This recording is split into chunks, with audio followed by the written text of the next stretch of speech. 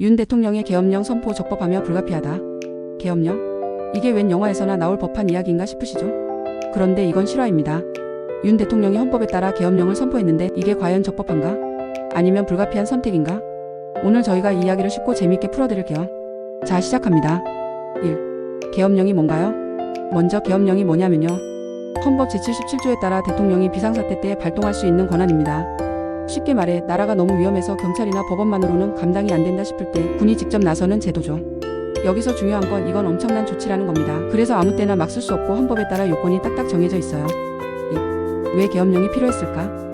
그 이유는 바로 국정마비 때문이에요. 요즘 우리나라 정치 상황 정말 쉽지 않죠. 국회에서는 탄핵 난발로 정쟁이 끊이지 않고 어떤 분은 방탄국회라는 표현까지 쓰더라고요. 수사가 진행되려고만 하면 방해를 받고 정책은 한 발짝도 나가지 못한 채 묶여있는 상황. 이래서 이러다 정말 나라가 흔들리겠는데? 싶은 위기감이 대통령에게 있었던 겁니다. 3. 적법한가? 그렇다. 그러면 윤 대통령의 계엄령 선포는 적법했을까요? 정답은 네. 왜냐하면 헌법 제77조에 따라 대통령은 이런 비상사태에서 계엄을 선포할 수 있는 법적 권한을 가지고 있기 때문이죠. 게다가 국회가 나서서 계엄령 해제를 요구했고 윤 대통령은 즉각 이를 받아들였어요. 법적 절차도 완벽했습니다. 적법성에는 이견이 없어요. 4. 정당성은? 그럼 윤 대통령 입장에서 이 계엄령의 정당성은 어떻게 설명될 수 있을까요?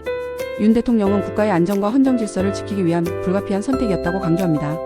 국회에서의 탄핵 난발, 수사방해, 그리고 방탄국회로 인해 행정부가 정상적으로 작동하지 못하는 상황. 대통령으로서 국민의 생명과 자유를 보호하고 국가 질서를 유지해야 할 책임이 있죠.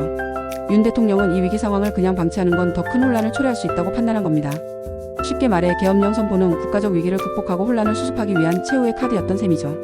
5. 국제적인 관점은? 그렇다면 국제사회는 이 계엄령을 어떻게 보고 있을까요? 먼저 대한민국은 민주주의와 법치주의가 확립된 국가입니다. 계엄령은 역사적으로 민주주의를 훼손하거나 정치적 목적을 위한 도구로 남용된 사례가 많았죠. 그래서 국제사회는 이런 조치를 매우 신중하게 평가합니다. 그러나 동시에 대한민국의 내부 상황이 국가적 위기를 초래할 정도로 심각하다면 국가 안정화 조치로 이해될 여지도 있습니다. 특히 주변국인 중국과 북한이 한국의 정치 혼란을 악용할 가능성을 국제사회도 우려하고 있을 겁니다. 이런 관점에서 계엄령은 외부 위협에 대응하기 위해 내부 질서를 바로잡는 정당한 조치로 평가될 수도 있죠. 결론적으로 국제사회는 윤 대통령의 계엄령이 단순한 정치적 수단이 아닌 헌법적 절차와 민주주의 원칙에 기반한 조치인지에 주목할 것입니다. 정당성은 결국 계엄 선포의 이유와 그 이후의 과정을 얼마나 투명하고 합리적으로 처리했는가에 달려있겠죠. 마무리. 결국 윤 대통령의 계엄령은 그 의도와 실행 방식이 국가적 책임과 국제적 신뢰를 모두 충족해야 정당성을 인정받을 수 있습니다. 여러분은 어떻게 생각하시나요? 윤 대통령의 결정이 불가피했던 조치라고 보시나요? 아니면 더 나은 대안이 있었을까요? 댓글로 여러분의 의견을 들려주세요.